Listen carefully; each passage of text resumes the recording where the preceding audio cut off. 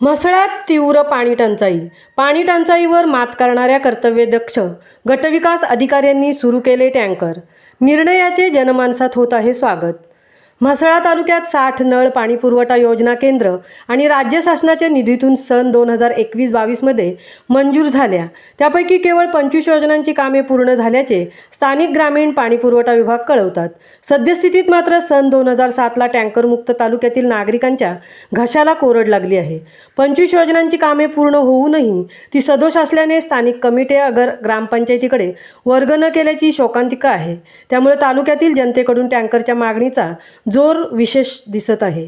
शासकीय व्यवस्था नागरिकांना स्वच्छ पिण्यायोग्य पाणी देण्यास असमर्थ असल्याने सन 2007 पासून टँकरमुक्त तालुक्याला आता 2024 मध्ये टँकर सुरू करावा लागणे हे आम्हाला नक्कीच भूषणावह नाही, असे गटविकास अधिकारी श्री M.K. जाधव यांनी वार्तालाप करताना सांगितले. 17 वर्षापूर्वीपासून टँकरमुक्त असणाऱ्या तालुक्यात सद्यस्थितीत ग्रामपंचायत वारळ, ग्रामपंचायत लेपमधील वाघाव बौद्धवाडी, ग्रामपंचायत खामगावमधील गवळवाडी, ग्रामपंचायत तोराडीमधील कुणबीवाडीला टँकरने पाणी पुरवठा करण्यात येत आहे. शिवसेना शिंदे गट तालुका महिला प्रमुख श्रीमती राखी अजय करंबे, शहर प्रमुख श्रीमती गौरी करडे, उपतालुका प्रमुख श्रीमती सुतार आणि तालुका प्रमुख प्रसाद बोरले व अन्य कार्यकर्त्यांनी गटविकास अधिकारी जाधव यांनी या गावातील महिलांच्या डोक्यावरील रिकामा हंडा भरून दिल्यामुळे कर्तव्यदक्ष अधिकारी म्हणून त्यांचे कौतुक केले. आमच्या कार्यालयामार्फत उपविभागीय अधिकारी श्रीवर्धन यांच्याकडे नव्याने ग्रामपंचायत काळसुरीचा टँकरसाठी प्रस्ताव सुद्धा पाठवला असल्याचे यावेळी जाधव यांनी सांगितले. तालुक्यात विविध राजकीय स्तरावरून उत्कृष्ट संवाद होतो. आपल्या पक्षाने सुद्धा काही समस्या असल्यास अवश्य भेट घ्यावी, असे जाधव यांनी सांगितले. महामुंबईसह संजय खांबेटे, म्हसळा.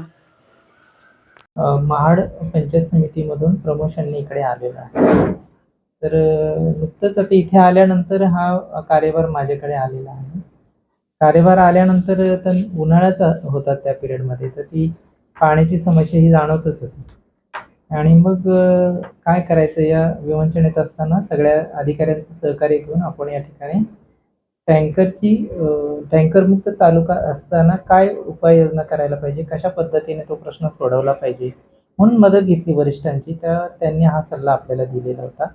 त्याप्रमाणे आपण हे कामकाज केलं आणि लोकांची समस्या आपण सोडवण्याचा प्रयत्न केला. आता त्यामध्ये खामगाव गवळवाडीचे योजना चालूच आहे, त्यांची अजून काही पूर्ण झालेली नाही. आणि रेग्युलर योजना त्यांची जलजीवनची बंद पडल्यामुळे तिथे पाण्याची समस्या गंभीर झालेली होती. मग ती पहिली सोडवली. त्याच्यानंतर मग लेकमध्ये तशी समस्या निर्माण झाली, तिथेही ती सोडवण्यात आली. आणि नंतर इकडे वारळ आणि तोराडी, कुणबीवाडी असं या ठिकाणी आपण ते नियोजन करून ते सोडवलेलं आहे. मीनवाईला आपल्याकडे टँकरची सुविधा नाही आहे. टँकर मिळालं तर त्याच्यावरती इंजिनची सोय नाही आहे. आणि इंजिन मिळालं तर आमचा टँकरसुद्धा अडवला होता.